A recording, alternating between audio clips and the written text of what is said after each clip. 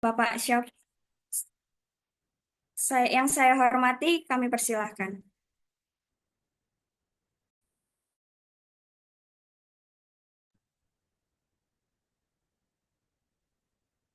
Baik, terima kasih. Assalamualaikum warahmatullahi wabarakatuh.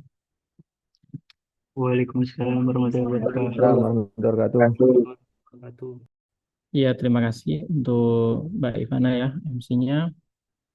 Terima kasih juga untuk semua mahasiswa yang bersedia hadir di hari ini. Kemudian untuk mahasiswa yang belum hadir, tolong diinfo ya oleh rekan-rekannya agar segera join pada para dosen dan terutama dosen tamu kita ya, Pak Edo. Nah, ini eh, meskipun kita bertemu via Zoom, mudah-mudahan tidak mengurangi esensi dari kuliah tamu kita kali ini. Mudah-mudahan suatu saat ada kesempatan kita bertemu langsung, Pak. Langsung datang ke kampus ITSK Supraun. Oh ya, Tapi untuk insya Allah. sementara ini via Zoom dulu. Oke, jadi mungkin sebagai pengantar di kuliah tamu informatika, insya Allah di beberapa waktu ke depan kita akan sering mengadakan kuliah internasional atau menghadirkan narasumber dari luar ya, yang afiliasinya kampus luar negeri, karena memang target dari informatika ITSK dalam waktu 2 atau 3 tahun ke depan ini adalah akreditasi internasional ya. Jadi setelah kita bisa meraih akreditasi nasional yang baik, baik sekali ya.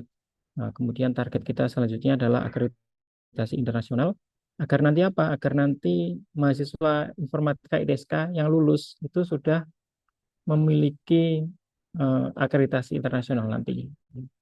Mungkin bagi mahasiswa yang akan lulus tahun ini atau tahun depan belum bisa merasakan ya.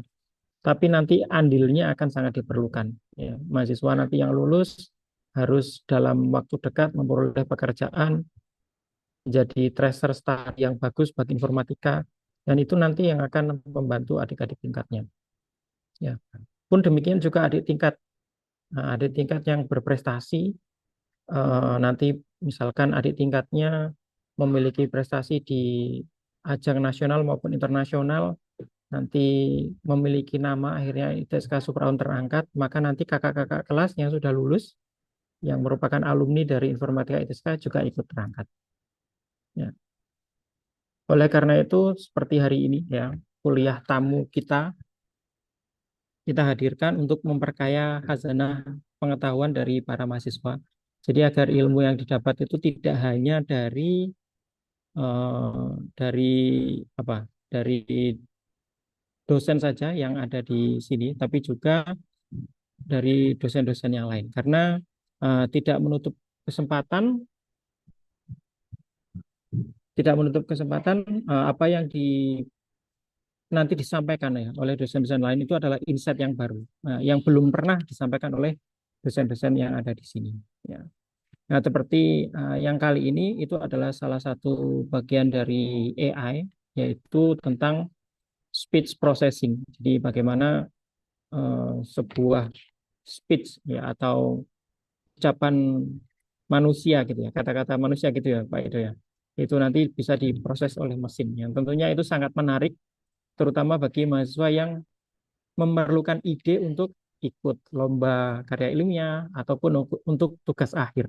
Ya, ya. Ini nanti juga memungkinkan kalau pembimbing duanya itu dari luar Pak Teja ya. Memungkinkan apa tidak Pak Teja? Sangat memungkinkan Pak Haris. Oke, dan itu nanti jadi apa kredit khusus ya kalau misalnya nanti ada yang punya proposal riset yang bagus, mudah-mudahan terus nanti dari para dosen tamu juga nggak cuman Pak Edo, nanti juga ada yang dari lain bisa diajak kolaborasi dan bisa bersedia menjadi pembimbing dua, itu jadi kredit sendiri bagi mahasiswa kita ya. Oke, kalian juga lulus nanti uh, istilahnya punya publikasi yang tarafnya itu internasional.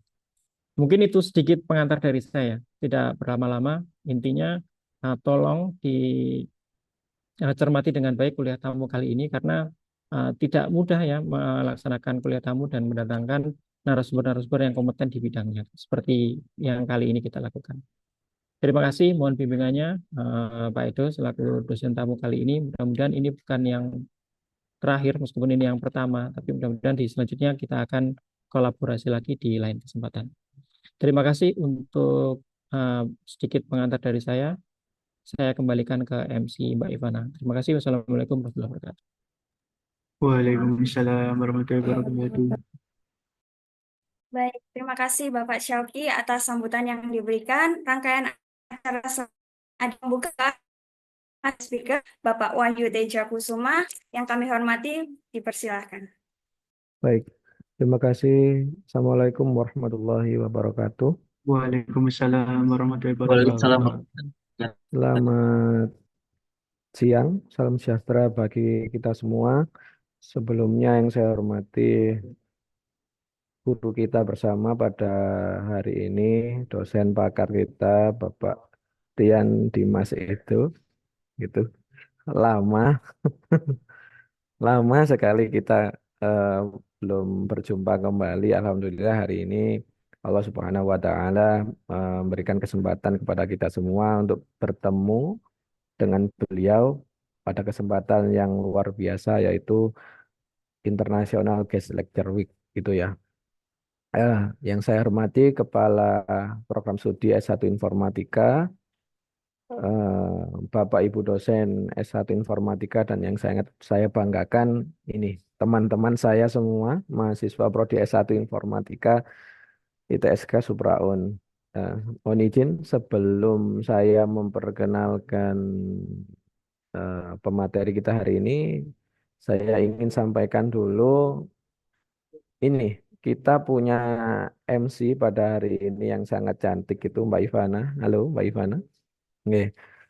Mbak Ivana ini salah satu mahasiswa Prodi S1 Informatika yang sangat berprestasi juga. Kalau boleh saya sampaikan, beliau memiliki prestasi bidang akademik eh, maupun non akademik gitu. eh, Pak Edo, saya kok kagok ya bilang Pak Edo gitu ya.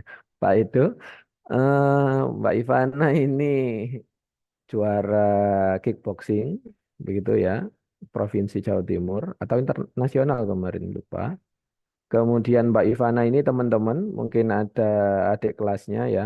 Mbak Ivana ini adalah mahasiswa pertama angkatan generasi 2 yang lulus seminar hasil dengan jurnal. Nah, begitu. Harapannya kepada adik-adik kelasnya bisa berkonsultasi, berdiskusi, terinspirasi oleh kakak kelasnya ini, Mbak Ivana. Gitu ya, Mbak Ivana ya.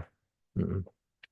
Kemudian saya bertindak di sini lebih ke arah menemani Bapak Edo, karena kalau membahas tentang speech, tentang AI begitu, saya malu karena terakhir penelitian saya terkait speech atau voice begitu ya di tahun 2014.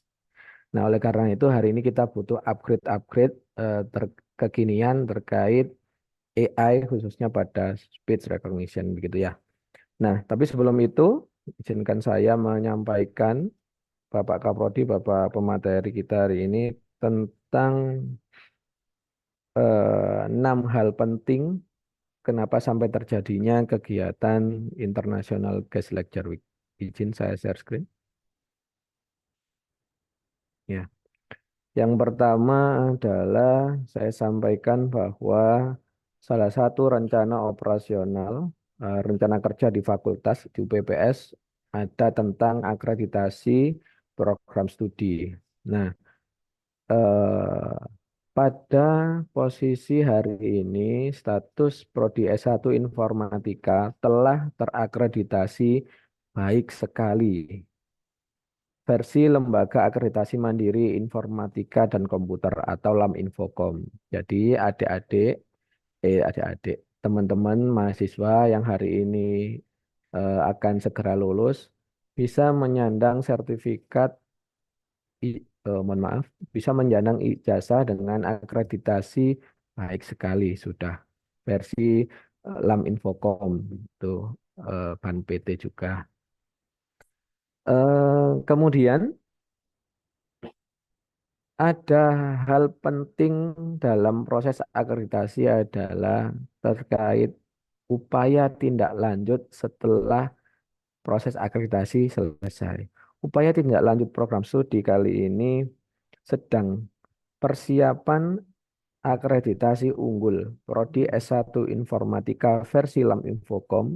Jadi keinginan Bapak Kaprodi kita untuk mengupgrade predikat baik sekali ini menjadi unggul. Kemudian yang kedua, kita juga sedang berstrategi untuk persiapan akreditasi internasional versi IAB. Begitu ya teman-teman. Jadi International Guest Lecture Week itu adalah upaya konsisten dan komitmen studi untuk memberikan pelayanan pendidikan, penelitian, pengabdian pada mahasiswa Prodi S1 Informatika tercinta. Kemudian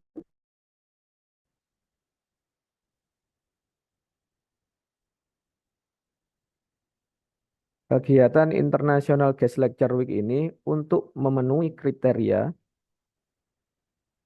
akreditasi bagian 4 karena kita sedang berstrategi untuk maju ke IAB, ke akreditasi internasional, maka seorang DTPR, dosen tetap program studi ini, wajib memiliki kompetensi, meningkatkan kompetensinya yang dulu beliau-beliau dosen ini bertaraf nasional untuk kemudian naik tarafnya menjadi internasional. Di situ ada poin disebut menjadi visiting lecture atau visiting scholar di program studi terakreditasi unggul atau program studi bertaraf internasional, bereputasi internasional. Nah, acara hari ini untuk memenuhi salah satunya itu. Kemudian,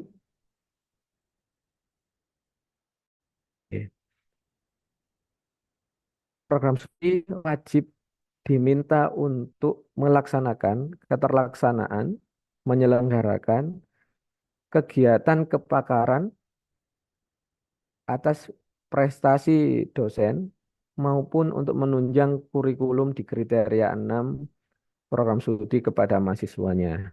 Gitu. Poin berikutnya, nih. Setelah menyelenggarakan kegiatan kepakaran internasional, kuliah tamu internasional, baik itu di level penyelenggaraan atau dosen program studi menjadi pembicaranya, maka kedua hal tersebut akan direkognisi untuk juga dinilai dalam ketersediaan kebijakan pengakuan atau rekognisi atas kepakaran, prestasi, kinerja dari dosen tersebut. Oke. Maka hari ini kegiatan kuliah tamu wajib untuk dilaksanakan. Ya. Nah, tadi saya coba untuk mendownload instrumen dari IAB untuk akreditasi internasional, tapi tadi belum bisa diakses karena mungkin masih ditutup oleh IAB karena belum waktunya pendaftaran. Oleh karena itu, saya sampaikan bahwa hari ini itu penting, anak-anakku, teman-temanku, sertifikat kegiatan hari ini itu sangat berharga untuk kalian di masa depan. Maka saya seperti chat di grup tadi, sebenarnya kalau di atas kertas itu hanya menjadi kertas sertifikat atau lain-lain itu, hanya untuk dalam proses rekognisi, tapi untuk yang lebih berharga di kehidupan kalian adalah menghargai Bapak Ibu pematerinya dalam kegiatan hari ini, salah satunya dengan penghormatan melalui on kamera, gitu ya. Jadi harapannya kalian tidak dapat kertasnya saja, tapi ilmunya sebagai persiapan kalian di masyarakat itu lebih penting atau lebih utama, gitu. Baik, itu saja dari saya. Kemudian saya sampaikan profil dari mana ya? Bapak Rian Dimas Edo. Loh, saya tadi sudah menyiapkan profil saya, nggak jadi saya tampilkan ya, karena kalau kita melihat ini bersama, saya sendiri juga minder gitu ya. Secara pendidikan, kita sama-sama lulus dari Brawijaya, Universitas Brawijaya.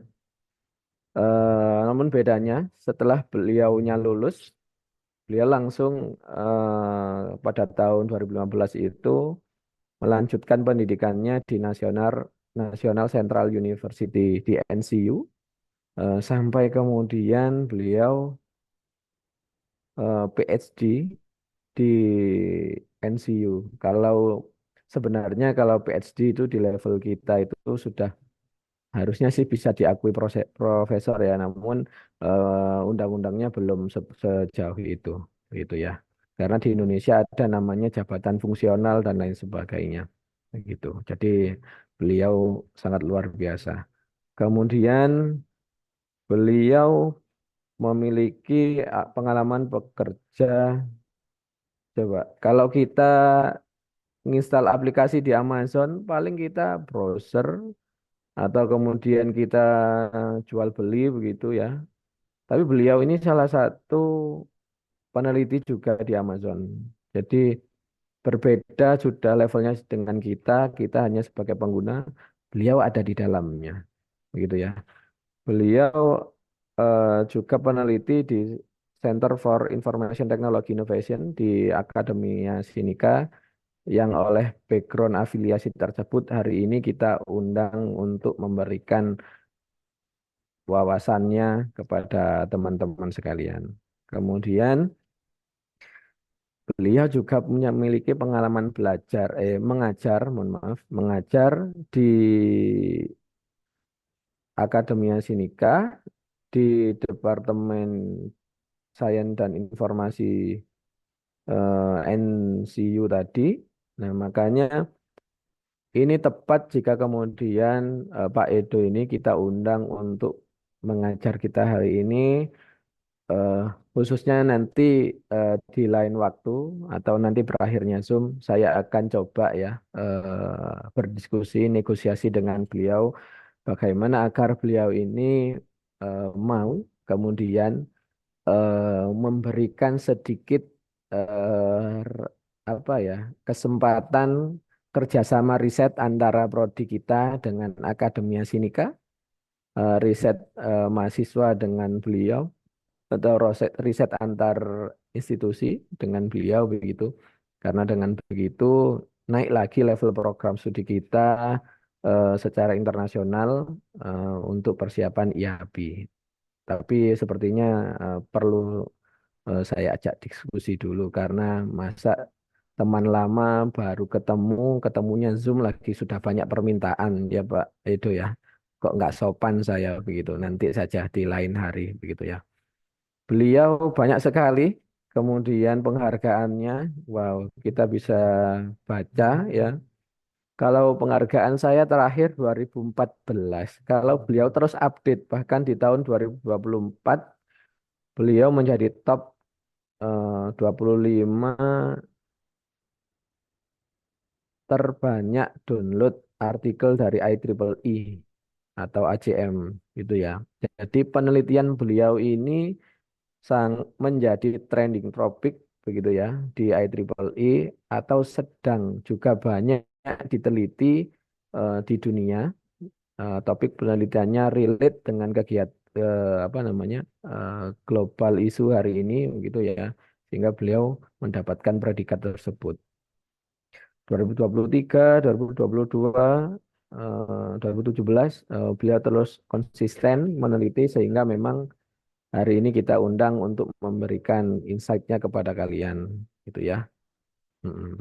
Mungkin itu perkenalan saya terkait pemateri hari ini. Sebagai speaker, saya tidak mampu memberikan materi secara lugas, secara tegas, secara mendalam terkait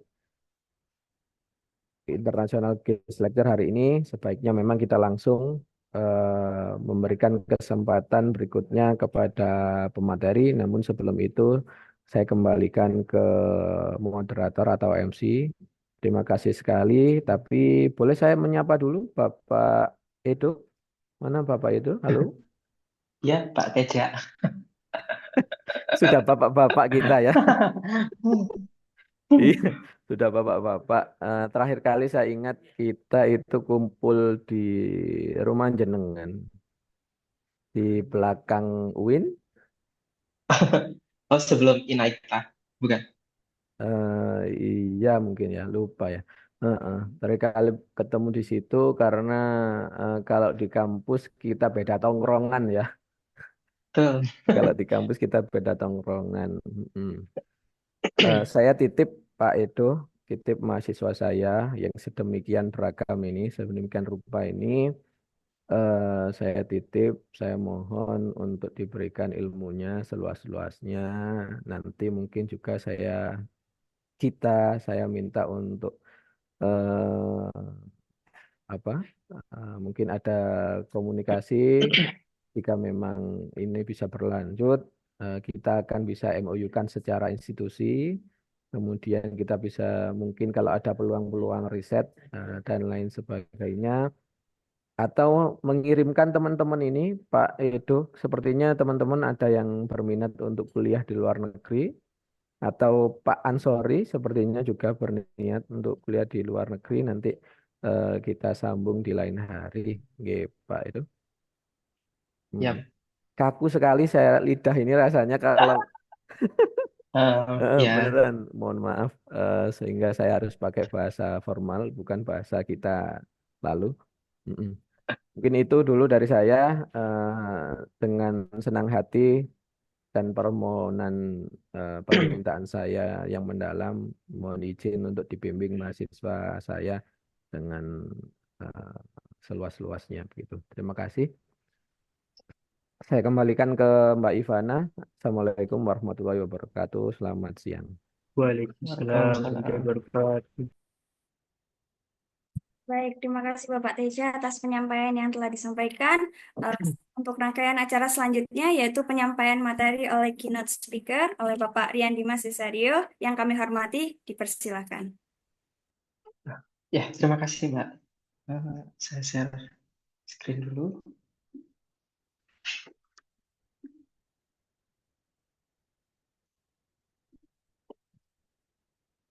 Assalamualaikum warahmatullahi wabarakatuh. Selamat pagi. Waalaikumsalam.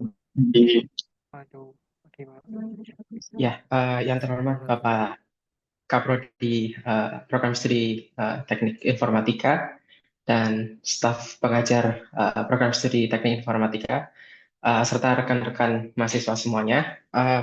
Sebelumnya saya ucapkan terima kasih atas undangan yang telah diberikan kepada saya untuk mengisi seminar hari ini. Saya juga mengucapkan terima kasih atas perkenalannya yang telah disampaikan oleh Bapak Teja. Nggih, terima kasih, Ya, Pak. ya, seperti yang sebelumnya beliau telah sampaikan, pada seminar hari ini kita akan membahas tentang bagaimana melakukan suatu riset yang efektif. Dalam hal ini kita melakukan menggunakan case study pada bidang speech processing. Ya, sebelum kita menyampaikan lebih detail, sedikit profil tentang saya mungkin saya akan skip aja karena informasinya udah disampaikan oleh Bapak Teja. Ya, ya.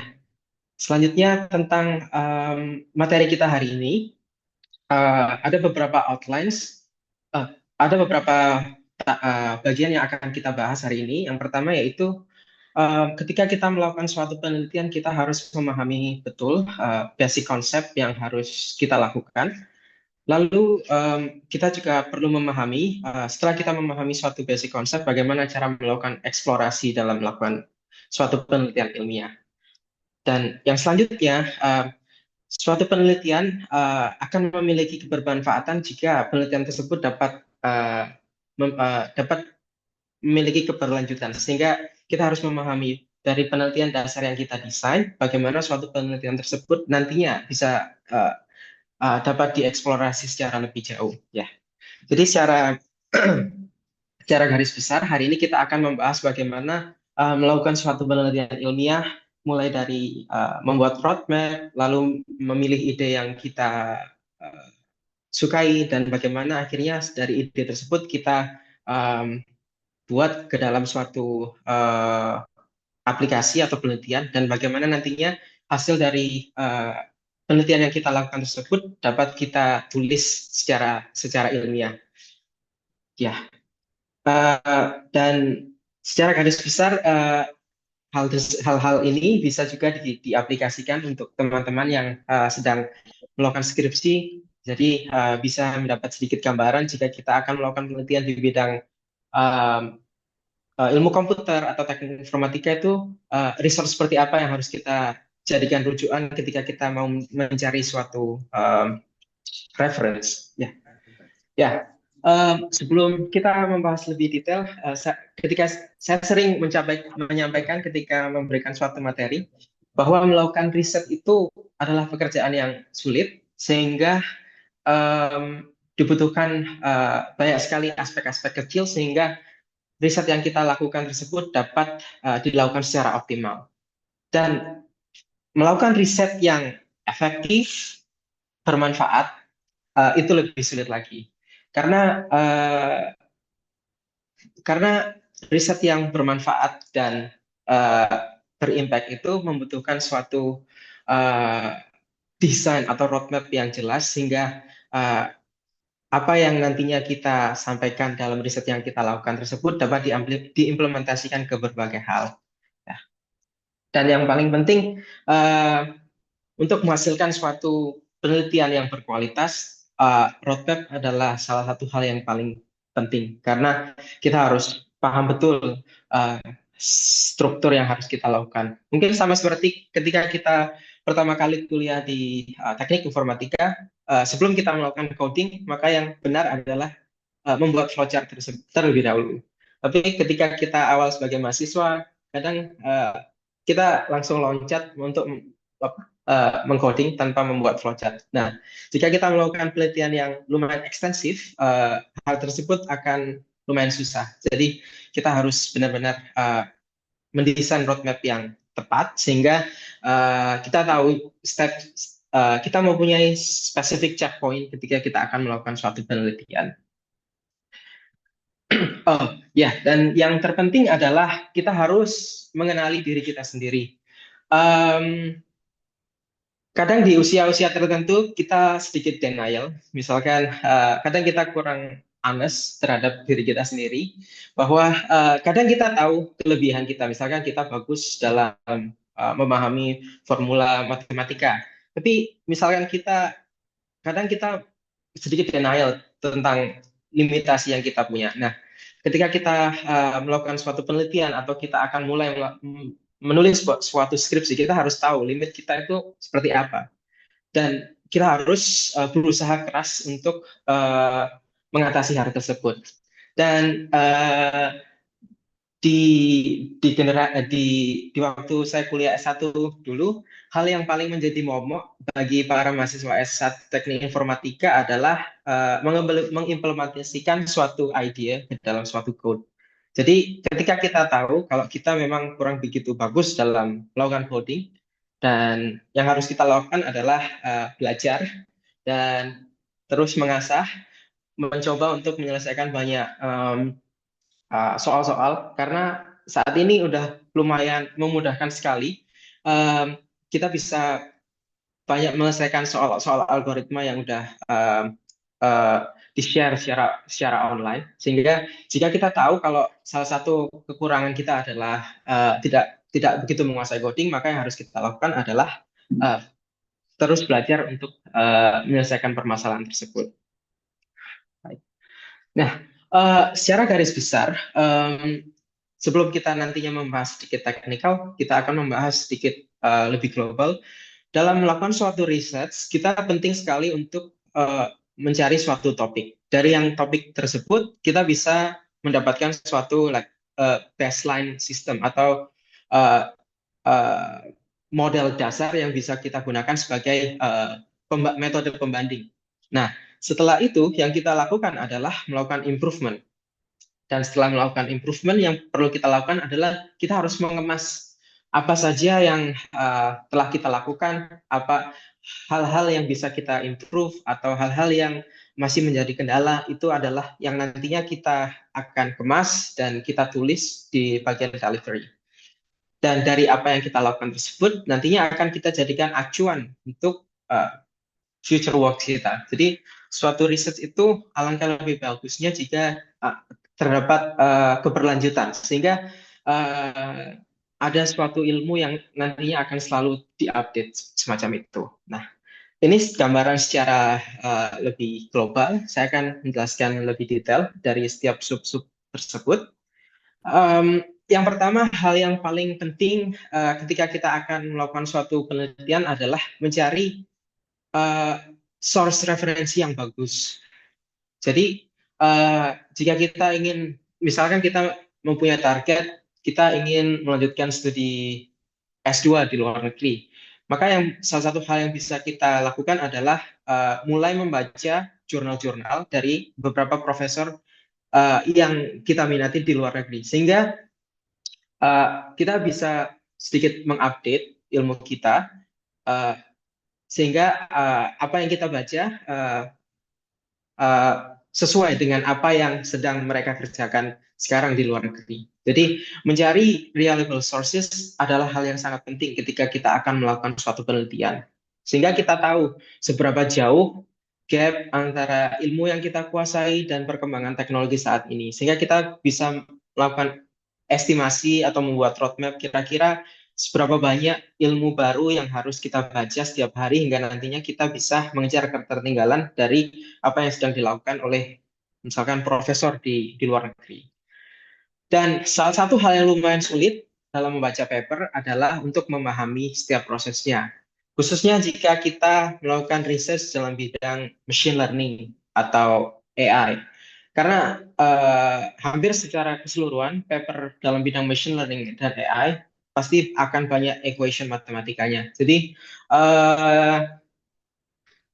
kita harus mulai mempelajari bagaimana cara membaca equation secara benar sehingga kita bisa paham betul ide apa yang mau disampaikan oleh paper tersebut. Dan yang harus kita lakukan selanjutnya adalah ketika kita sudah mengetahui cara mencari sources, cara membaca paper, yang harus kita lakukan adalah melakukan hal tersebut secara berkala dan berulang kali, sehingga nantinya kita bisa mendapatkan update knowledge secara berkala dan akhirnya kita bisa lebih memahami materi yang akan kita kerjakan. Dan kita juga penting untuk membuat suatu timeline. Jadi ketika saya melakukan research, hal yang sering saya lakukan adalah menulis suatu timeline dalam spesifik setiap minggu. Jadi misalkan ketika saya memiliki target untuk menulis di top conference atau top jurnal, maka saya mulai membuat timeline. Misalkan di 2 minggu pertama saya akan mencari referensi dan mempersiapkan baseline system. Jadi selanjutnya di minggu selanjutnya saya akan mulai sedikit demi sedikit mengimplementasikan ide yang kami punya untuk diimplementasikan di baseline system tersebut. Dan dengan adanya timeline yang jelas, memudahkan kita untuk mengecek kira-kira kita setiap minggu itu ada progres atau enggak. Jadi hal yang penting yang harus kita pahami dalam melakukan suatu riset adalah kita harus memiliki progres setiap minggu. Jadi tidak masalah progresnya itu besar atau kecil, yang penting kita itu ada sesuatu yang kita update setiap minggu. Jadi mindset seperti hal tersebut juga penting ketika teman-teman nantinya mengerjakan skripsi, karena ketika kita mengerjakan skripsi pada dasarnya kita melawan kemalasan kita sendiri, karena semakin kita malas dan semakin banyak timeline yang kita lewati, maka untuk memulai lagi akan terasa lebih sulit. Jadi jika teman-teman ingin belajar, jika teman-teman ingin mengerjakan skripsi dengan lebih teratur, jadi teman-teman bisa considering untuk membuat timeline. Jadi spesifik, misalkan targetnya skripsinya selesai selama 6 bulan. Jadi kira-kira sebulan pertama apa outputnya, bulan kedua apa. Jadi kita bisa membuat hal tersebut secara lebih detail. Nah, yang sedikit menarik, yang sedikit berbeda antara riset computer science di Indonesia dan di luar negeri adalah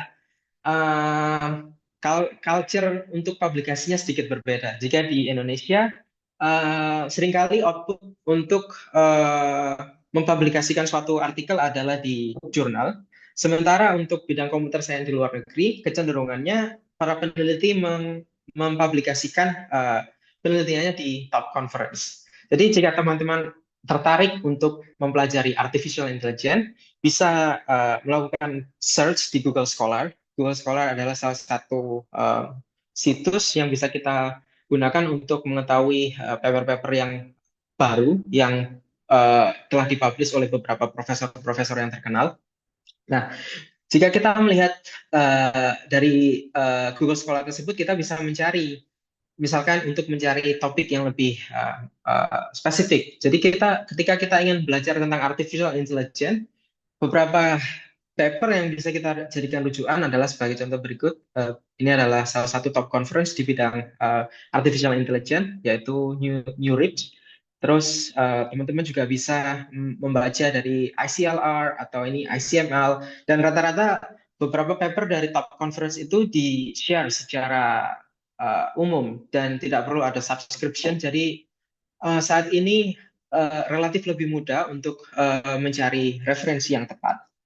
Dan jika teman-teman ingin memahami tentang computer vision, bisa juga membaca dari beberapa top conference seperti CVPR, salah satu conference paling bergengsi di bidang computer vision, atau ICCV atau ECCV. Jadi dengan kita membaca referensi dari sumber yang kredibel, maka ketika kita akan berusaha untuk mengupgrade knowledge kita, jadi kita akan mendapatkan sumber yang terpercaya untuk kita memahami lebih dalam tentang suatu metode tertentu. Ya. Nah, untuk bidang signal processing atau audio processing, salah satu tempat yang bagus untuk mempublikasikan adalah ICAPS, yaitu salah satu top conference di bidang signal processing. Ada juga yaitu Interspeech.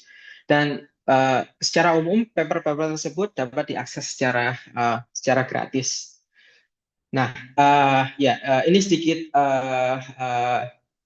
gambaran bahwa culture di rumpun keilmuan computer science itu lumayan unik, sedikit berbeda dari culture di bidang lainnya, karena di computer science itu lumayan conference centris. Seperti kita lihat, beberapa conference yang mendapatkan citation yang sangat banyak, ini rata-rata semuanya dipublikasikan di conference. Yang alasannya karena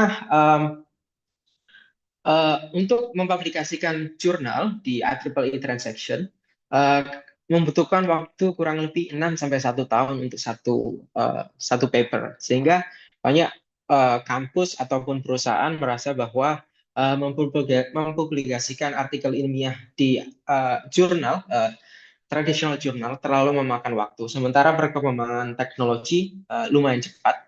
Jadi mereka memilih untuk mempublikasikan penelitiannya di top conference. Ya. Oke, selanjutnya setelah kita mengetahui bahwa kita sudah mengetahui cara untuk mencari suatu topik, yang selanjutnya kita lakukan adalah melakukan implementasi.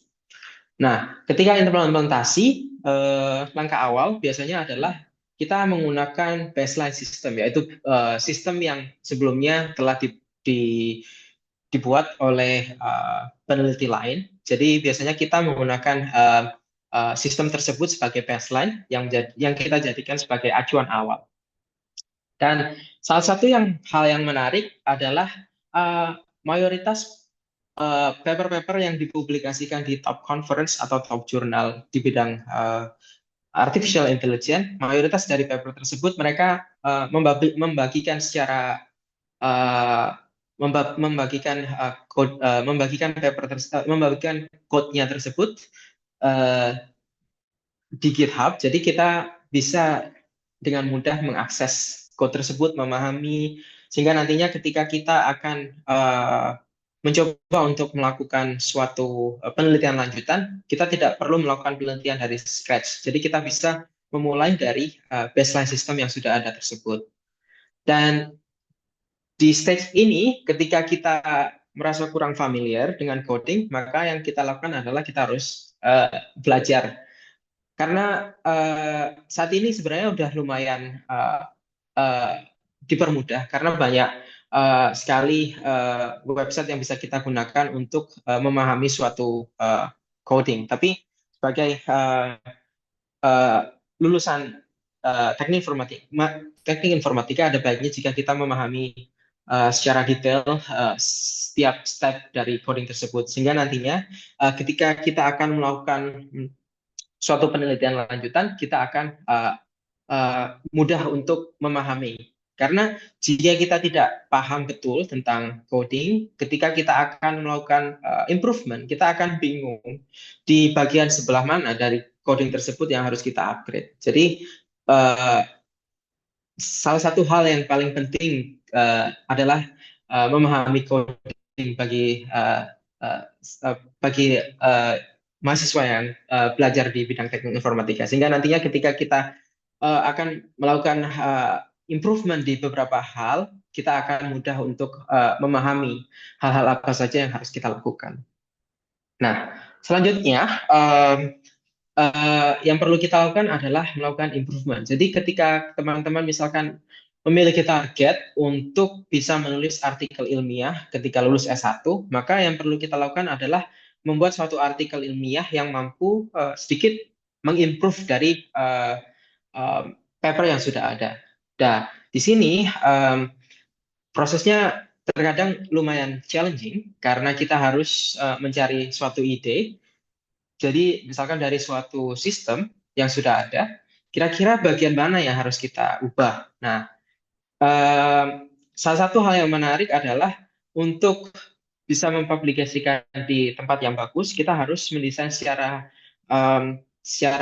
efektif novelty apa yang akan kita bawa. Jadi misalkan teman-teman akan melakukan research di bidang machine learning, lalu teman-teman tahu kalau menggunakan deep learning model di end device itu lumayan mahal dan sulit untuk diimplementasikan, karena untuk end device atau end device mereka memiliki constraint tentang suatu memori. Maka yang bisa kita lakukan ketika kita akan melakukan penelitian tersebut adalah bagaimana kita bisa mereduce size dari suatu deep learning model, tapi tanpa menurunkan performa mereka secara drastis. Jadi yang bisa kita lakukan nantinya setelah kita tahu bahwa kita akan melakukan model compression, maka yang kita lakukan adalah kita mulai mencari kira-kira metode apa yang belum diimplementasikan untuk case tertentu. Nah, nantinya yang kita lakukan adalah menggabungkan metode yang sudah ada tersebut dengan sedikit teknologi baru tersebut, dan kita nantinya yang kita lakukan adalah mengimplementasikan hal tersebut ke dalam suatu sistem. Ya. Dan ketika kita merasa kurang begitu yakin tentang ide yang kita tawarkan, maka yang harus kita lakukan adalah kita tetap membaca. Semakin banyak kita membaca, maka semakin kita memiliki banyak sudut pandang ketika kita akan melakukan suatu penelitian. Jadi ketika misalkan kita mau melakukan model compression, tapi kita merasa ragu, yang harus kita lakukan adalah kita mencari referensi di beberapa bidang yang terkait bagaimana melakukan model compression yang efektif. Nah, dari hal tersebut kita bisa biasanya ketika semakin sering kita membaca, kita bisa memahami kira-kira dari metode yang sudah ada tersebut bagian mana yang bisa kita ambil dan kita gunakan untuk metode yang akan kita pakai.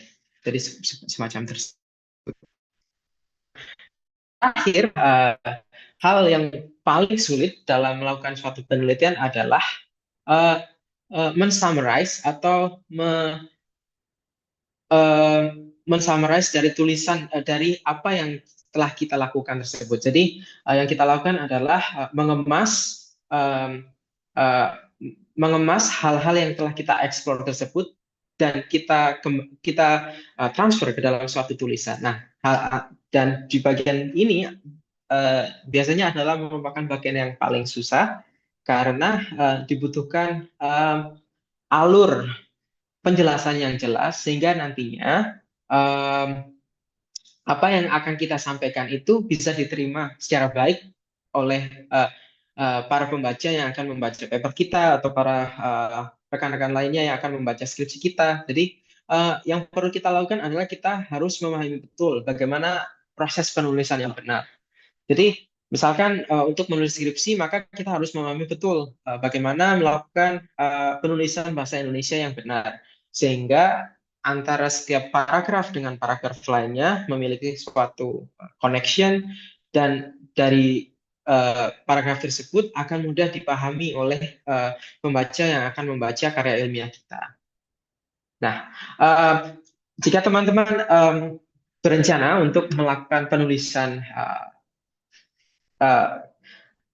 paper atau menulis jurnal atau conference, salah satu tips dalam melakukan penulisan adalah memulai penulisan dari bagian eksperimental. Karena di bagian eksperimental kita sudah tahu hal-hal apa saja atau hal-hal kecil apa saja yang kita lakukan, sehingga kita salah satu opsi yang banyak disarankan oleh para pakar yaitu menulis mulai dari eksperimental dulu.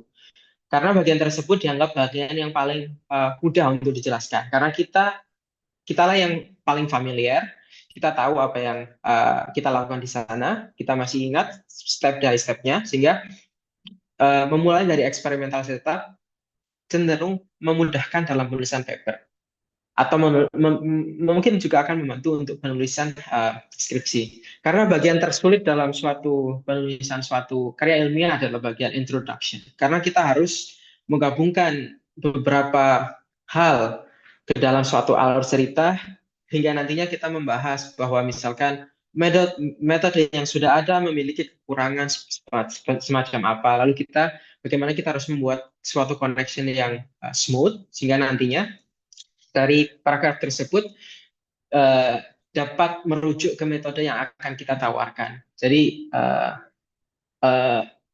yang perlu kita lakukan adalah harus membuat struktur yang baik dan benar ketika kita akan mendelivery metode yang kita lakukan tersebut ke dalam suatu karya tulis. Nah, selanjutnya di bagian akhir penulisan karya ilmiah atau skripsi biasanya akan ada saran untuk future work. Nah, jika kita melakukan extensive research, biasanya kita sudah memikirkan dari metode yang sudah kita explore, kita tahu kelemahannya apa. Nah, itulah yang nantinya akan kita jadikan acuan sebagai landasan untuk memulai future works kita. Dan proses tersebut berulang secara berkala. Oke. Nah, ini sedikit gambaran. Bagian yang cenderung dianggap sulit yaitu melakukan connecting antar paragraf adalah sesuatu yang dianggap sulit. Dan beberapa mahasiswa cenderung menggunakan ChatGPT atau Gemini untuk mengenerate paragraf secara langsung. Sebenarnya ketika kita sudah terbiasa membaca tulisan ilmiah, kita tahu mana tulisan yang digenerate oleh manusia dan mana tulisan yang digenerate oleh ChatGPT. Karena tulisan yang digenerate ChatGPT itu terasa sangat kurang natural. Sehingga jika teman-teman mau menggunakan large language model, ada baiknya jangan digunakan untuk mengenerate paragraf, tapi mungkin bisa digunakan atau dibantu untuk melakukan mengecek structure dari tulisan kita, atau kalau menulis dalam bahasa Inggris, hal yang banyak dilakukan oleh para peneliti-peneliti di luar adalah hanya untuk melakukan grammar checking. Jadi mereka ChatGPT atau LLM biasanya cenderung hanya digunakan untuk grammar checking, tapi bukan untuk mengenerate suatu paragraf. Ya. Oke, selanjutnya ketika kita sudah memahami tentang basic konsep bahwa kita harus mempunyai roadmap yang jelas, maka dan kita juga sudah mengetahui cara mencari referensi yang tepat, dan selanjutnya kita lakukan adalah melakukan exploration atau eksplorasi. Jadi bagaimana kita melakukan penelitian itu terasa menarik oleh kita. Jadi ketika kita memahami basic konsep, cara membuat roadmap secara yang jelas, cara menentukan topik, yang selanjutnya adalah kita melakukan eksplorasi lebih detail. Misalkan kita akan melakukan research dalam bidang speech processing. Dalam bidang speech processing itu terdiri dari beberapa macam modul. Kebetulan sebelumnya saya pernah magang di Amazon di California, dan kebetulan saat itu topik yang saya kerjakan adalah tentang personal assistant. Mungkin teman-teman familiar, jika teman-teman familiar dengan personal assistant device seperti Alexa, atau mungkin yang ada langsung di HP seperti Siri. Nah, di Amazon itu ada suatu device namanya Alexa yang digunakan sebagai personal assistant. Nah, dari suatu personal assistant tersebut, ketika saya memulai research di bidang speech processing, saya sangat tertarik dengan bagaimana suatu suara bisa dipahami oleh suatu mesin. Nah, setelah itu saya mencari informasi lebih detail lagi. Kira-kira hal-hal apa saja yang membantu proses konversi dari suatu suara ke dalam suatu text representation yang nantinya dipahami oleh suatu mesin. Ternyata dalam suatu modul dari suatu device tersebut terdiri dari beberapa hal seperti speed enhancement, yaitu suatu teknologi yang bisa kita lakukan untuk menghilangkan suara yang background noise yang sangat mengganggu, sehingga suara yang kita ucapkan bisa diterima lebih jelas oleh suatu device. Dan juga ada namanya keyword spotting, yaitu ketika kita memanggil seperti Hi Siri atau Hi Alexa, maka device kita itu bisa otomatis aktif. Jadi ketika kita melakukan suatu penelitian, penting kita memahami topik-topik apa saja yang menarik buat kita. Nah, untuk saya sendiri waktu itu hal-hal yang menurut saya menarik adalah tentang khususnya speed enhancement, yaitu karena saya merasa bahwa di suatu environment yang sangat berisik, bagaimana suatu device bisa memahami informasi tersebut ternyata secara lebih detail. Ternyata ada teknologi yang bisa kita lakukan untuk menghilangkan background noise. Jadi suara yang kita dengarkan itu dapat terdengar secara lebih jelas. Nah, dari memahami dari hal tersebut, kita bisa tahu bahwa dari suatu grup yang besar, kita bisa tahu di antara modul-modul tersebut mana yang akan kita fokuskan. Karena biasanya ketika kita melakukan riset kita cenderung akan fokus pada suatu sub bidang tertentu. Misalkan kita akan fokus kepada bagian speech recognition. Jadi fokus kita adalah bagaimana kita merubah suatu audio ke text representation. Nah, sementara ketika kita tertarik tentang speech synthesis, yaitu bagaimana suatu text representation tersebut bisa diubah menjadi suatu suara. Nah, ketika kita melakukan riset, biasanya kita pertama akan fokus pada satu topik tertentu terlebih dahulu, karena itu akan memudahkan proses kita belajar. Nah, dari sini yang kita speed enhancement, karena ternyata itu sangat bermanfaat untuk membuat suatu device dapat memahami suara kita menjadi lebih jelas. Selanjutnya saya mulai eksplor lagi, kira-kira dari speed enhancement tersebut, apakah bisa digunakan untuk aplikasi lainnya? Apakah bisa digunakan untuk healthcare yang mungkin lebih bermanfaat untuk para penggunanya? Ternyata ketika kita melakukan eksplorasi dan kita melakukan research, kita tahu bahwa suatu suatu sub riset tertentu ada kalanya akan digunakan di berbagai cabang keilmuan. Nah, dengan kita mengetahui hal tersebut, nantinya kita akan memudahkan kita. Misalkan kita akan mulai riset tentang speed enhancement untuk personal assistant. Setelah metode kita berhasil menghasilkan hal yang bagus, yang bisa kita lakukan selanjutnya adalah mengextend hal tersebut untuk bidang lainnya, misalkan di hearing aid. Sebagai contoh, di sini untuk orang yang menggunakan hearing aid di kondisi tertentu, mereka itu membutuhkan suatu noise reduction karena salah satu yang dilakukan oleh hearing aid adalah mereka mengamplify semua frekuensi yang ada, sehingga kadang suara noise yang sebelumnya tidak terdengar jelas karena diamplify oleh metode dari suatu hearing aid, itu membuat suara noise akan terdengar lebih jelas daripada suara orang yang sedang berbicara. Nah, bagaimana cara mengatasi hal tersebut? Salah satunya adalah dengan menggunakan noise reduction. Noise reduction atau sama juga dengan speed enhancement. Ya, jadi setelah kita melakukan eksplorasi, kita tahu, ternyata dari sub ilmu yang kita pilih ternyata bisa diimplementasikan untuk hal lainnya.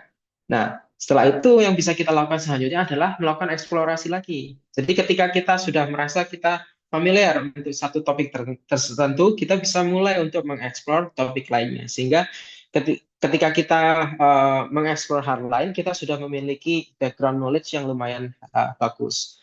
Nah, selanjutnya yang membuat saya tertarik dalam melakukan riset dari speech processing adalah bagaimana suatu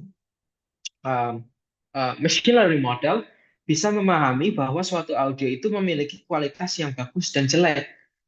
Jadi sebelumnya ketika para peneliti melakukan penelitian untuk mengimprove hearing aid mereka, yang sering mereka lakukan adalah hasil output dari hearing aid yang telah mereka generate akan dievaluasi langsung oleh manusia. Jadi manusia akan mengevaluasi kira-kira dari metode yang mereka tawarkan untuk melakukan noise reduction, apakah sudah bagus, apakah sudah jelas. Jadi proses yang dilakukan adalah mereka menggunakan human untuk melakukan evaluasi. Tetapi human based evaluation itu lumayan mahal dan memakan waktu. Dan salah satu hal yang bisa kita lakukan adalah melakukan proses evaluasi menggunakan neural network model atau deep learning. Nah, jadi ketika itu setelah saya merasa basic knowledge saya tentang noise reduction lumayan cukup, maka saya mulai mengeksplor hal-hal lainnya yang nantinya bisa digunakan untuk menggabungkan hal tersebut menjadi lebih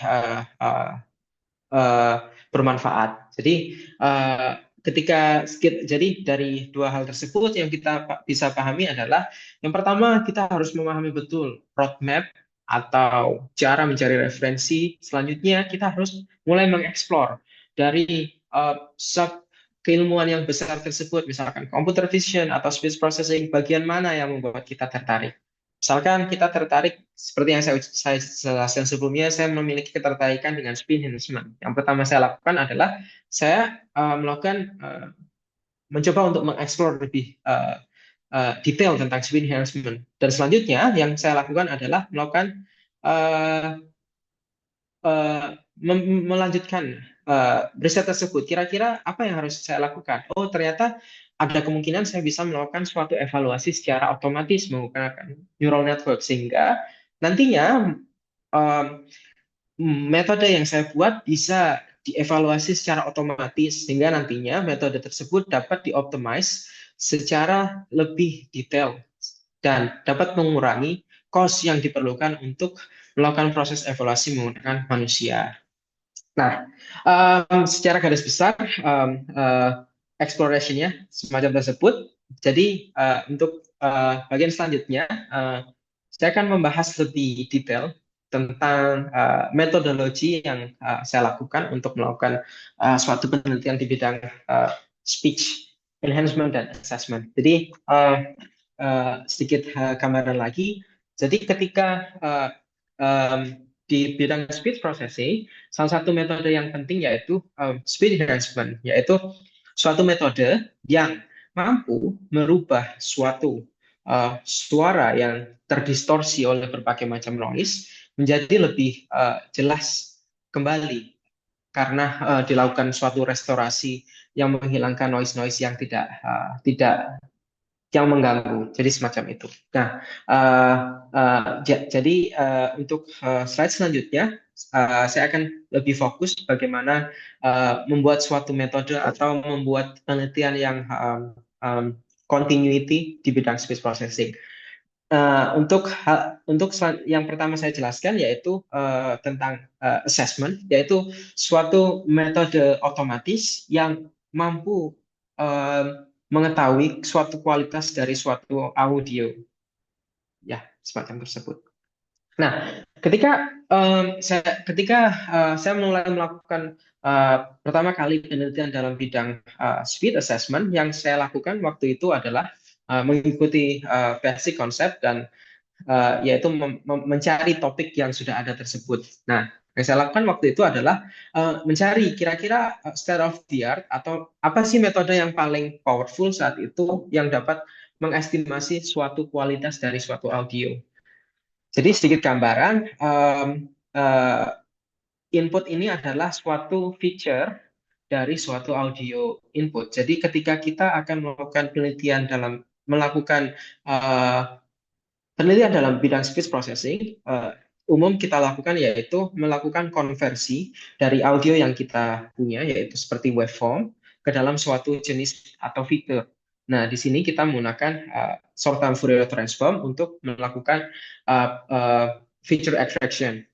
Nah, sementara untuk modul yang di tengah ini adalah suatu deep learning model, di mana model yang digunakan oleh peneliti ini adalah BLSTM, yaitu Bidirectional Long Term Memory. Jadi salah satu varian dari deep learning model yang mampu mengcapture informasi dari setiap time frame index, sehingga karena data dari suatu audio data itu setiap time indexnya berbeda, ketika menggunakan metode yang mampu mengcapture temporal information, maka biasanya metode tersebut dapat menghasilkan suatu penelitian yang lebih optimal. Dan secara lebih jelasnya metode ini, ya jadi ketika kita memasukkan suatu suara ke dalam metode ini, metode tersebut dapat memberikan kita suatu skor. Jadi misalkan kita berbicara di suatu environment yang sangat berisik. Dan ketika kita memasukkan hasil tersebut ke dalam metode ini, dia akan otomatis menghasilkan menghasilkan skor, misalkan 3, di mana range-nya adalah 0 sampai 5, di mana 5 yang paling bagus atau 0 yang paling jelek. Jadi aplikasi semacam ini banyak sekali dipakai, misalkan untuk teleconference atau untuk beberapa aplikasi, misalkan untuk salah satu teman saya menggunakannya untuk mengevaluasi orang yang mulai kembali belajar untuk berbicara ketika setelah melakukan surgery. Jadi metode yang kita gunakan tersebut dapat mengetahui seberapa jelas ucapan suara yang dilakukan oleh orang yang telah melakukan surgery, semacam itu. Nah, ketika saya akan memulai penelitian tentang speech assessment, yang kita lakukan waktu itu adalah mencari baseline system. Dari baseline tersebut, kami mencari suatu solusi, kira-kira dari bagian tersebut bagian mana yang bisa di-optimize. Dan kala itu, mayoritas dari suatu metode itu menggunakan BLSTM saja. Lalu kami memikirkan suatu solusi bahwa untuk suatu audio feature semacam ini, ada kalanya kita membutuhkan untuk mengcapture setiap poin-poin dari audio feature tersebut secara lebih detail. Oleh karena itu, karena kita ingin mengcapture setiap poin dari feature tersebut secara detail, maka kita memerlukan suatu metode yang dapat melakukan hal tersebut. Nah, yang kita lakukan saat itu adalah kita menggunakan convolution neural network digabungkan dengan BLSTM, sehingga metode yang kita tawarkan, selain dia dapat meng-capture suatu informasi lebih detail, metode kita juga tetap mengkonsiderkan time for all information. Jadi metode ini tetap bisa mengcapture perbedaan informasi di setiap time index. Lalu kami juga melakukan sedikit adjustment. Jadi apakah bisa kita membuat suatu metode yang fokus di region-region yang kita anggap penting? Karena kita berasumsi ada kalanya informasi yang redundant akan membuat suatu neural network akan menjadi kurang optimal. Jadi kita berasumsi jika kita bisa menghilangkan informasi yang kurang penting dan fokus pada informasi-informasi yang penting, maka metode kita akan lebih optimal. Jadi berdasarkan baseline yang sudah ada dan kita mengetahui bahwa mereka belum melakukan eksplorasi semacam tersebut, yang kami lakukan adalah melakukan pengembangan metode dengan melakukan mengconsiderkan capturing local information dan juga bagaimana kita bisa fokus ke region yang lebih penting. Dan ternyata dari hasil yang kita lakukan tersebut mampu menghasilkan performance improvement yang lumayan bagus. Nah, selanjutnya ketika kita sudah mendapatkan hal tersebut, kira-kira hal apa saja yang kita bisa lakukan untuk explore? Setelah dari hasil yang kita dapatkan dari penelitian sebelumnya, kita tahu bahwa model architecture semacam ini itu powerful. Lalu kira-kira apa yang kita bisa update? Nah, waktu itu yang kita pikirkan adalah deep learning mode. Salah satu karakteristik deep learning adalah ketika kita masukkan suatu informasi yang bagus, dia akan menghasilkan output yang bagus juga. Ketika kita masukkan suatu informasi yang salah, dia akan memprediksi sesuatu yang salah juga. Jadi kita berasumsi bahwa acoustic feature adalah sesuatu yang sangat penting, sehingga kita fokus untuk bagaimana cara untuk menghasilkan acoustic feature yang lebih powerful. Nah, yang kita lakukan adalah kita menggunakan self-supervised learning, yaitu metode yang mampu mengetahui semacam importance dari setiap acoustic feature-nya. Jadi diharapkan dari output-nya nantinya akan menghasilkan fitur yang lebih bermanfaat untuk suatu model. Jadi yang kita lakukan adalah kita mengubah acoustic feature-nya dengan metode yang lebih advance, yaitu menggunakan self-supervised learning. Dan kala itu penelitian kami adalah salah satu dari beberapa paper awal yang menggunakan self-supervised learning untuk melakukan non-intrusive speed assessment. Jika teman-teman ada yang tertarik, bisa di-download di IEEE ICMT SLP. Ini bisa diakses secara umum. Jadi saya juga men-share code-nya. Jika teman-teman ada yang tertarik untuk belajar lebih detail tentang neural network model, bisa dibaca di paper ini. Ya, selanjutnya setelah kita tahu bahwa kita akan merubah acoustic feature, kira-kira apa yang hal-hal lain apa yang kita bisa lakukan? Beberapa constraint saya waktu itu yaitu metode sebelumnya hanya bisa memprediksi satu informasi, yaitu tentang intelligibility, yaitu berkaitan dengan STOI. Apakah jadi ketika saya ingin melakukan evaluasi berkaitan tentang kualitas dari suatu audio, saya membutuhkan metode lainnya. Nah, waktu itu kami berasumsi jika suatu model bisa menghasilkan mampu mengevaluasi beberapa skor dalam satu model, maka model tersebut dapat memiliki kebermanfaatan yang lebih banyak ketika digunakan untuk berbagai aplikasi. Sehingga ketika constraint kita adalah untuk mengimprove quality, kita bisa menggunakan model ini untuk mempredik apakah suara yang masuk sudah memiliki kualitas yang bagus. Dan jika kita membutuhkan tentang intelligibility, kita tidak perlu mengenerate model lagi. Nah, semacam itu. Jadi untuk melakukan suatu penelitian, hal yang penting adalah memahami betul dari penelitian yang sudah kita lakukan, langkah apa saja yang bisa kita gunakan untuk melakukan eksplorasi lebih detail. Jika ada yang tertarik tentang deep learning, maka hal yang umum dilakukan yaitu bagaimana membuat features yang lebih bagus, ataupun bagaimana mendesain suatu kriteria dalam melakukan pelatihan lebih optimal. Jadi beberapa hal tersebut yang banyak dilakukan untuk membuat deep learning model menjadi lebih bagus. Selanjutnya ini eksplorasi yang kami lakukan selanjutnya setelah kami tahu bahwa feature ternyata penting, kita melakukan eksplorasi lagi. Kira-kira fitur apa yang lebih robust? Dan saat itu kita menggunakan salah satu fitur yang banyak sekali digunakan untuk automatic speech recognition. Ternyata yang dengan merubah fiturnya lebih robust, maka kita bisa menghasilkan suatu hasil yang lebih optimal semacam itu.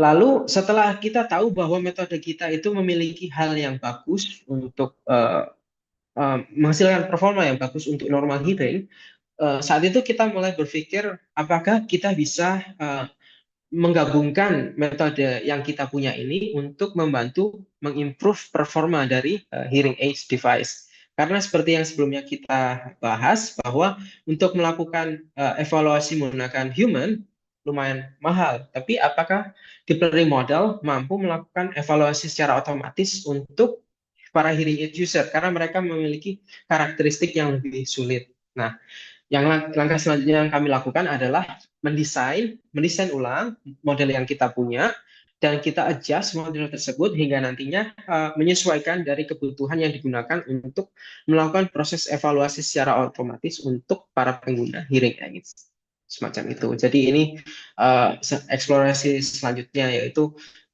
dari hal yang kita punya, kira-kira apa yang bisa kita lakukan sebelumnya. Kalau sama seperti sebelumnya, yang ini yaitu contoh. Jadi untuk deep learning model, yang penting kita punya yaitu label. Jadi kita membutuhkan suatu label untuk mentraining suatu model. Ketika kita melakukan penelitian ini, kita berasumsi bagaimana jika kita tidak memiliki model untuk memiliki label untuk mentraining model kita. Jadi kita menggunakan suatu pseudo labels, yaitu label yang dibuat oleh suatu mesin untuk mentraining model kita. Ternyata hal tersebut dapat juga digunakan untuk membantu membuat hasil dari model kita menghasilkan hasil yang optimal. Ya.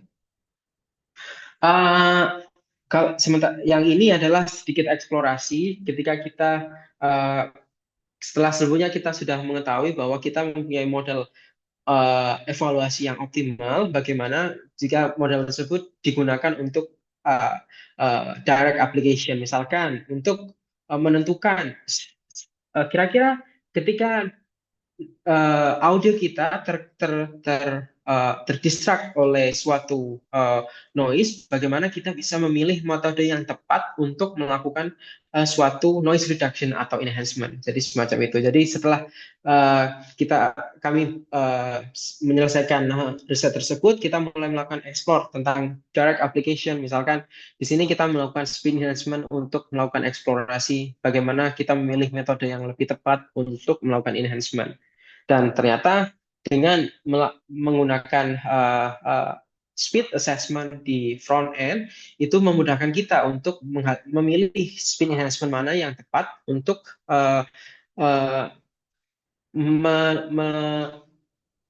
remove noise dari audio yang kita punya. Jadi sedikit gambaran yaitu bahwa kita perlu melakukan suatu. Jadi ketika kita melakukan riset, kita bisa melakukan dari hal kecil dan hal tersebut bisa setelah kita memahami kekurangannya, kita jadikan acuan untuk melakukan penelitian selanjutnya. Dan ketika kita sudah merasa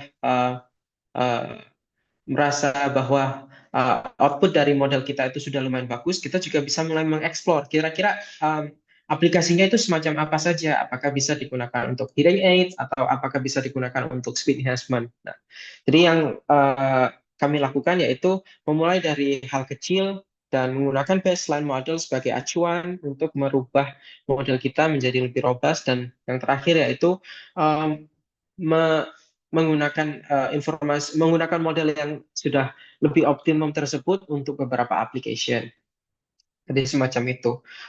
Ya, ini sedikit gambaran jika teman-teman tertarik tentang speed enhancement. Jadi ketika kita ketika kita mengucapkan suara, suara yang kita dengar akan sangat jelas seperti ini. Tetapi ketika kita mengucapkan suara kita di environment yang lumayan berisik, maka ada bagian-bagian tertentu yang akan berubah. Jadi bagian tertentu tersebut adalah noise, yang mana noise tersebut bisa membuat suatu audio speech menjadi lebih terdengar tidak kurang jelas. Jadi yang kami lakukan adalah melakukan eksplorasi dari metode speech assessment yang kita punya, bagaimana kita bisa gunakan untuk melakukan memilih metode yang tepat untuk melakukan speech enhancement, jadi semacam itu.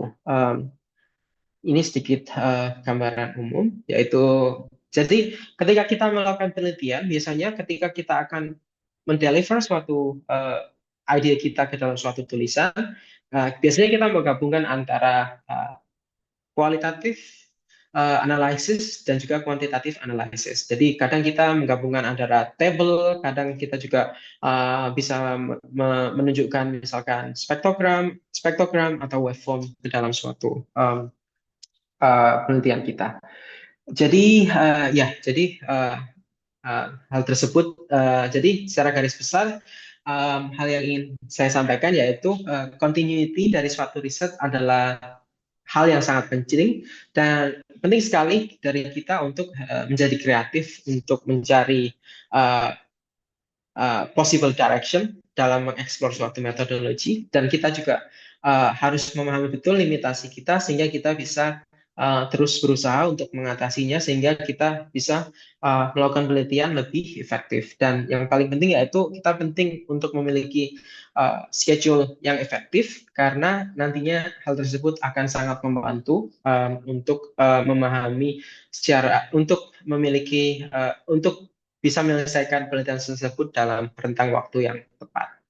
Jadi terima kasih sebelumnya. Jika teman-teman ada yang tertarik untuk membaca riset di bidang speech processing, bisa diakses GitHub saya, karena beberapa paper yang sudah publish, kebetulan saya juga share code-nya, dan mayoritas paper saya juga available di archive, jadi bisa di-download secara langsung.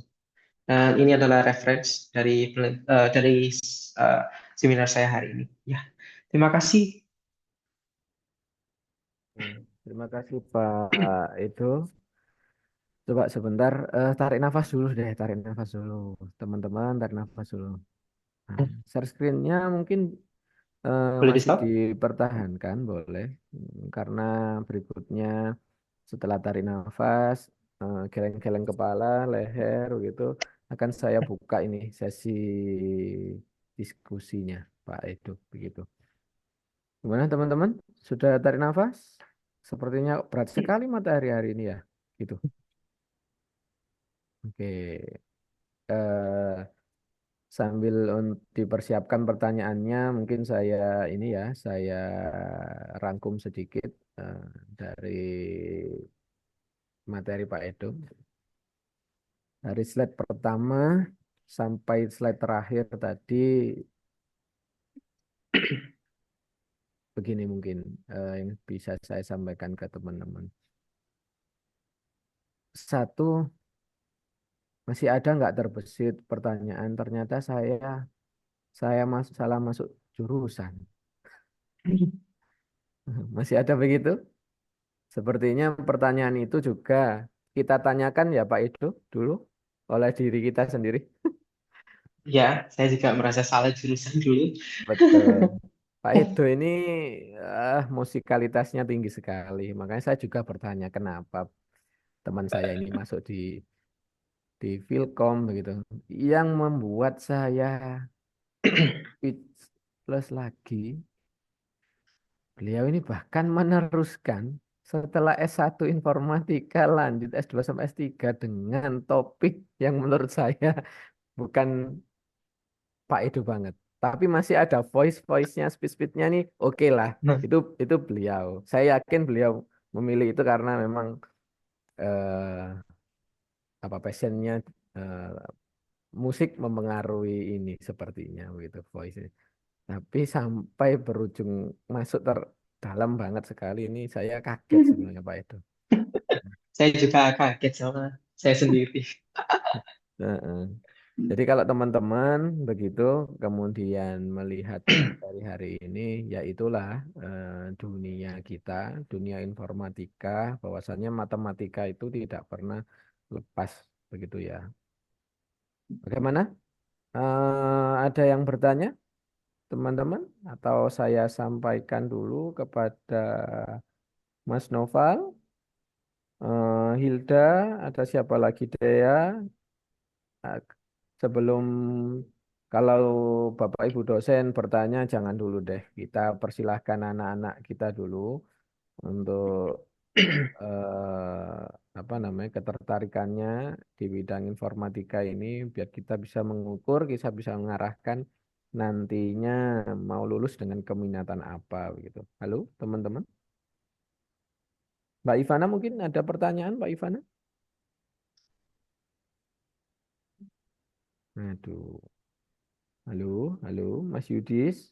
Ini sedang membantu Arek 4 dalam ITS sekarang. Mungkin ada pertanyaan? Ya, sama seperti kita dulu, Pak Redos. Pak Edo, sepertinya. Ada pertanyaan, diem, diem juga gitu ya. Mm-mm. Nah, ini ada pertanyaan dari Bapak Muhammad Ansori. Ini dosen kita. Beliau memberikan pertanyaan melalui chat, Pak Edo. Sambil dijawab mungkin dulu untuk memberikan apa namanya simultan kepada adik-adik mahasiswa. Boleh, silakan Pak Edo. Mm. Ya, terima kasih Pak atas pertanyaannya. Jadi untuk feature works, kita bisa menggunakan acuan dari paper yang sudah ada ataupun dari kerjaan kita sendiri.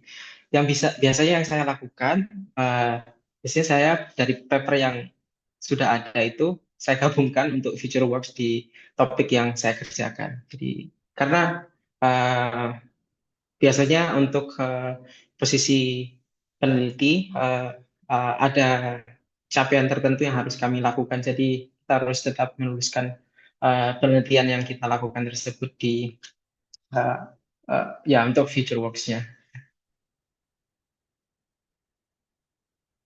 Itu Pak Ansori ya.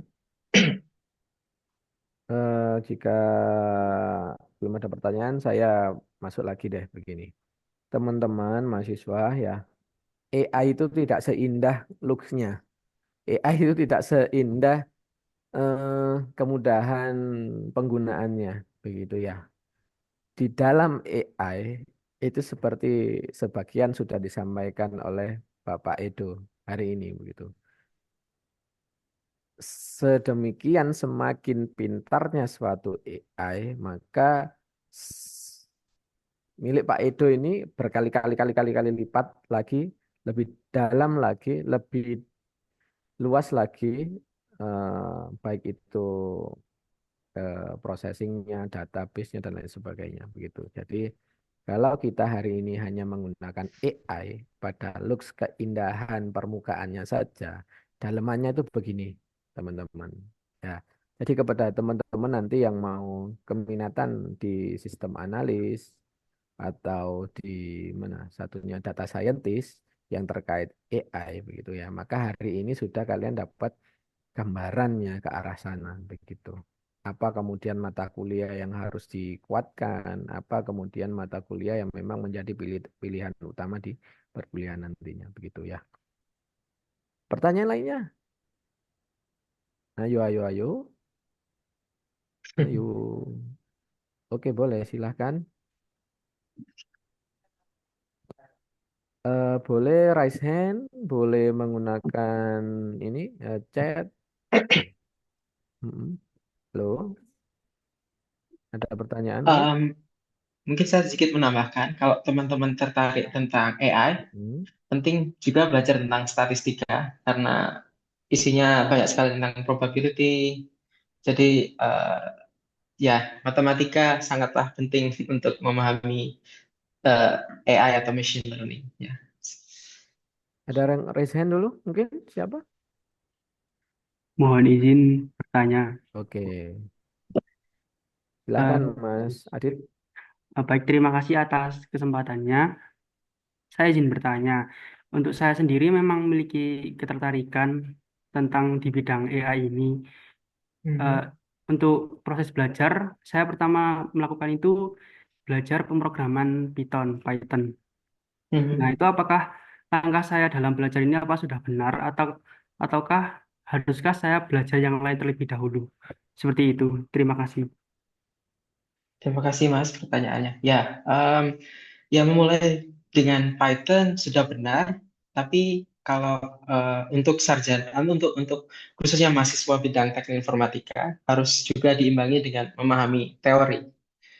Jadi em, salah satu hal yang paling penting yaitu misalkan mau belajar tentang deep learning, kita harus paham backpropagation atau feed forward itu semacam apa. Karena ketika kita memakai tool, pada dasarnya kita akan dibantu kan.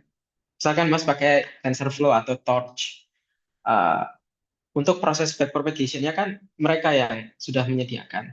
Jadi kita harus, misalkan ketika ketika kita memakai tool semacam Python, beberapa function atau beberapa proses itu sudah dibantu oleh mereka. Jadi yang perlu kita lakukan yaitu kita harus imbangi dengan memahami teori tersebut. Jadi kita bisa mengetahui secara detail, misalkan feed forward dari neural network itu semacam apa.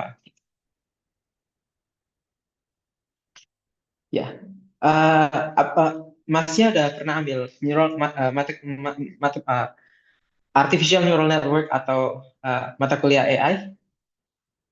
Masih belum terlalu jauh karena masih mengimbangi juga dengan kuliah saya gitu. Jadi Ya, masih belum jadi bisa terlalu jauh. ya. Sebenarnya mata kuliah, sebenarnya deep learning itu banyak gabungan dari beberapa materi matematika yang ada, misalkan dari statistik, dari mata kuliah semacam graph theory, jadi semacam itu. Jadi uh, ya kalau untuk kita jurusan informatika ya kita harus mengimbangi dengan memahami uh, matematikanya. Ya, Baik, terima kasih atas jawabannya. sama-sama. Terima kasih Mas Adit. Sepertinya ada pertanyaan lagi, Pak, di kolom chat. Pak Edo masih ada luang waktu sampai 10 menit ke depan mungkin, nggak apa-apa. Oh iya, boleh boleh Bang. Oke, terima kasih.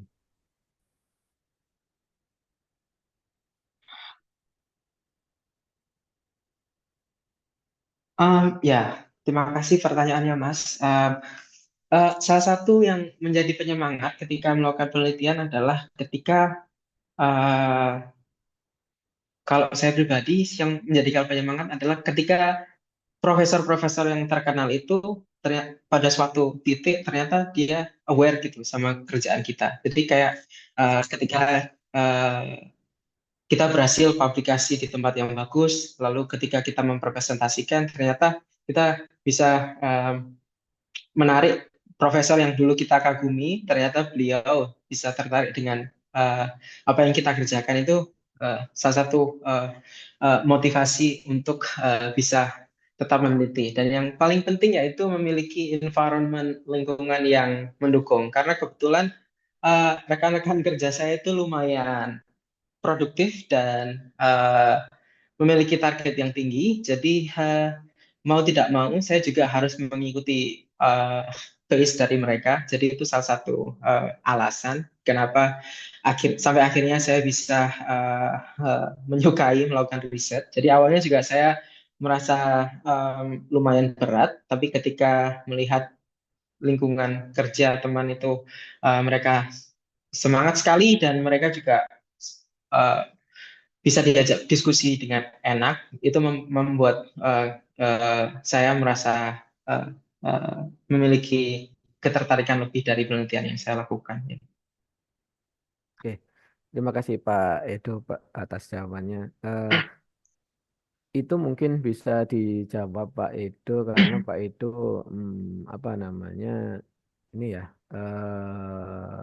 motivasinya kita ini terhadap penelitian yang kita lakukan, yang kita jalani, kemudian dihargai yang dulu kita ngefans ke beliau, itu impact ke kita justru bisa menjadi challenge ya untuk next penelitiannya gitu. Nah, bagi adik-adik yang belum merasakan rasanya penelitian ini, mungkin kalau boleh saya bertanya Pak Edo, mohon izin. Pak Edo sekarang Mhm. domisili di Taiwan, Di Taipei, ya, di Taiwan. Taipei. Jadi beliau ini teman-teman sudah domisili di sana, kemudian sudah saya lihat di statusnya sih sudah berkeluarga di sana sepertinya gitu ya. Betul ya Pak Edo? Betul. Nah, artinya kalau kemudian seperti Pak Edo ini mampu berdomisili di sana, apakah penghasilan seorang researcher atau pekerja di bidang akademisi ini menjanjikan, Pak Edo? Eh, Mm. Kalau di Taiwan itu strata pendidikan punya standar gaji yang beda, Pak Teja. Jadi Oke. kalau kita misalkan kuliah S3, secara otomatis gaji kita eh, lebih besar dari lulusan S1 dan S2, semacam itu. Oke, jadi kepada Mas Alif, kepada teman-teman, jika mungkin motivasinya seperti ketemu profesor dan lain sebagainya terlalu jauh, ya motivasi jangka pendek dulu. Cuan gitu ya. CUAN kan pendek ya, CUAN begitu ya. Cuannya ini luar biasa juga begitu teman-teman. Artinya eh, begini, ketika kita memiliki skill ya gitu ya. Apapun kebetulan ini kita bahas skill meneliti begitu ya. Skill apapun di dalam perkuliahan ini kita perlu kembangkan sebaik mungkin teman-teman. Karena apa? Kalau kemudian kita sudah menyerah di perkuliahan, bagaimana nanti kita menghadapi kehidupan sebenarnya? Begitu ya Pak Edo ya? Betul.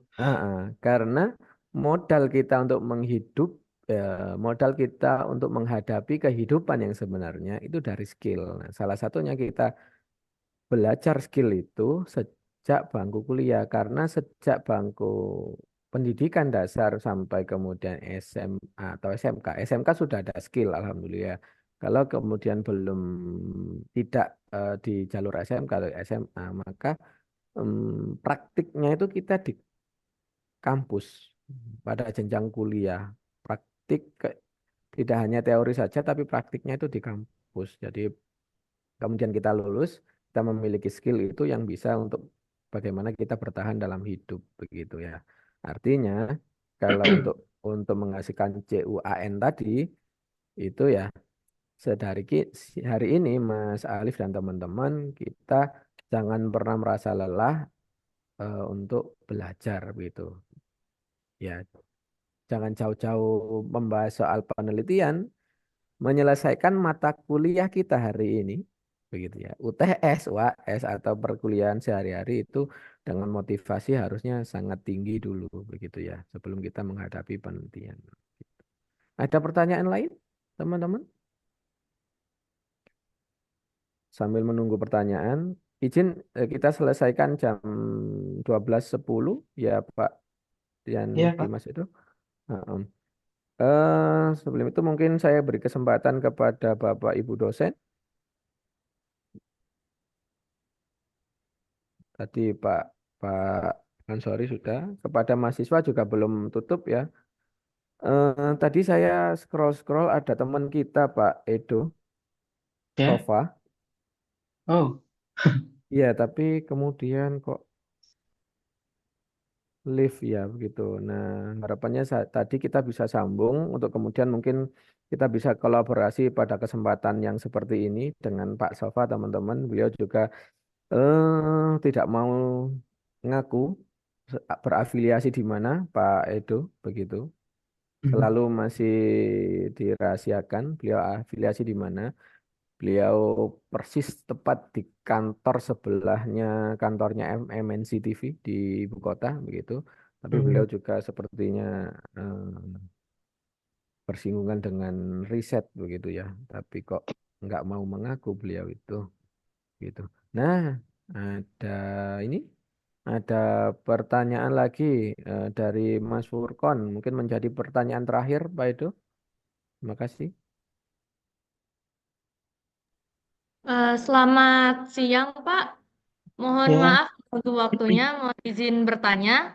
Hmm. Misalkan kita punya niat ataupun udah dapat beasiswa dari kampus lain nih, bagaimana caranya kita bisa mengatur waktu agar bisa menjalankan dalam dua kampus itu tersebut? Dalam konsepnya, di kampus yang sekarang kita tidak meninggalkan, tapi tetap menjalankan pembelajarannya juga. Soalnya saya punya teman juga itu nggak cuman satu kampus pembelajarannya, tapi dia bisa mengatur semuanya. Terima kasih. ya, terima kasih. Eh, Kalau untuk pertanyaan tersebut sepertinya tergantung pribadi masing-masing ya, cara mengatur waktunya. Karena beberapa orang itu bisa mengerjakan beberapa tas dalam satu waktu. Eh, Nah, kita kira-kira ketika kita melihat teman kita yang bisa melakukan itu, kita juga harus menilai apakah kita termasuk tipe orang yang bisa mengerjakan beberapa hal dalam satu waktu secara bersamaan atau enggak. Kalau iya dan kita merasa yakin, ya nggak apa-apa melakukan hal yang sama. Tapi kalau enggak, lebih baik fokus ke satu topik tertentu. Karena kebetulan saya juga pernah mengalami case ini ketika teman mahasiswa PhD di lab saya tanya, bagaimana dulu saat saya kuliah S3 kok bisa publish banyak paper. Terus saya bilang, kalau dalam satu waktu saya mengerjakan 2 sampai 3 paper, 2 3 sampai penelitian dalam satu kesempatan. Ketika dia mencoba melakukan hal yang sama, yang terjadi semua penelitiannya dia nggak selesai. Jadi itu harus kembali ke masing-masing. Kita harus bisa menilai apakah kita bisa mengerjakan beberapa hal dalam satu waktu atau enggak. Kalau enggak, lebih baik fokus satu dulu. Kita eh, sebenarnya semua bidang yang penting kita paham betul itu bisa memberikan banyak sekali kesempatan kita di masa depan. Daripada kita cuma tahu di permukaan, itu juga kadang kurang baik juga sih. Ya, terima kasih. Terima kasih Mbak Katarina atas pertanyaannya. Pertanyaan terakhir ada di kolom chat Pak Edo. Eh, Oh ya, terima kasih Mas pertanyaannya. Jadi untuk beberapa kayak bisa bicara atau intonasi, ya itu juga salah satu permasalahan. Dan karena saat ini metode deep learning itu banyak menggunakan data, jadi yang biasa kita lakukan yaitu kita akan melakukan mengkolek data dalam berbagai aksen, intonasi, dan kecepatan bicara ketika kita membuat model kita. Jadi dengan memperhatikan konten tersebut, biasanya kita bisa membuat model kita memahami aksen tertentu. Jadi sebagai contoh, untuk aksen India, kan agak beda tuh sama aksen Inggris pada umumnya. Yang biasanya kita lakukan yaitu kita membuat model tertentu dengan spesifik menggunakan gaya bicara India, atau kita melakukan data augmentasi semacam itu. Jadi uh, ya bisa kita lakukan dengan memberikan informasi tersebut ke dalam model kita. Ya, terima kasih. Terima kasih banyak Pak Edo. Tadi pertanyaan terakhir ya dari Mas Furkon. Terima kasih. Pak Edo, sebelum saya kembalikan ke Mbak Ivana, mungkin saya ini ya, saya ucapkan secara pribadi sebagai teman seperjuangan, saya ucapkan terima kasih sekali atas kesempatan yang diberikan. Apa namanya? Ini satu hal yang luar biasa yang tidak bisa saya sampaikan dengan cara apalagi begitu saya juga bingung. Saya ucapkan terima kasih. Apabila ada kekurangan dari kami, saya ucapkan sangat sekali permohonan maaf begitu ya. Hmm, Mungkin kalau boleh saya mohon satu hal, minta tolong kita jaga komunikasi, jaga silaturahmi Pak Edo, karena insya Allah berikutnya saya akan juga membutuhkan banyak jaringan, membutuhkan dan lain sebagainya. Cuman tidak sopan kalau kemudian saya terus-terusan meminta, baru ketemu, minta tolongnya banyak sekali begitu ya.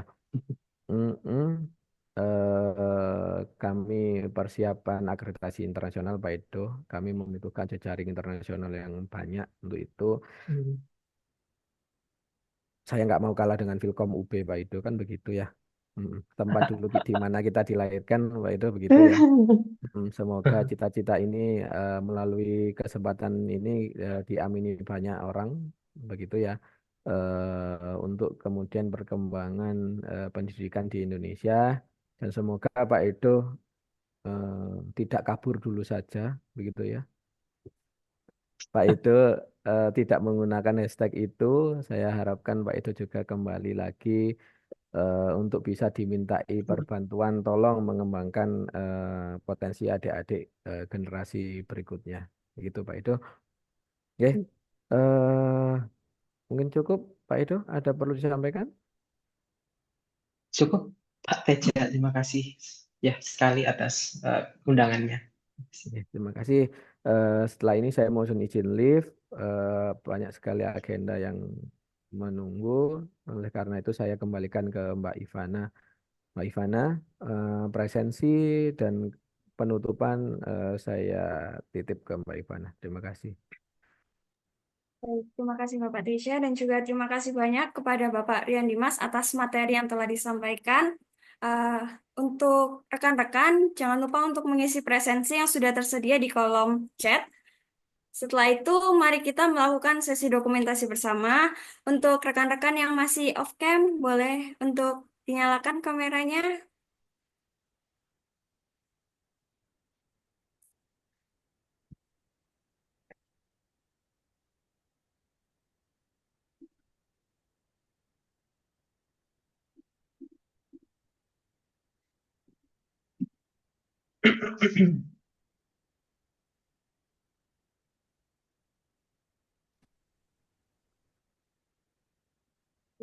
Mari kita melakukan sesi dokumentasi. Untuk yang off-cam dianggap gak hadir ya. Boleh dimulai dari slide 1 dulu. Oh, ya, sebentar, Mbak. Oh, ya.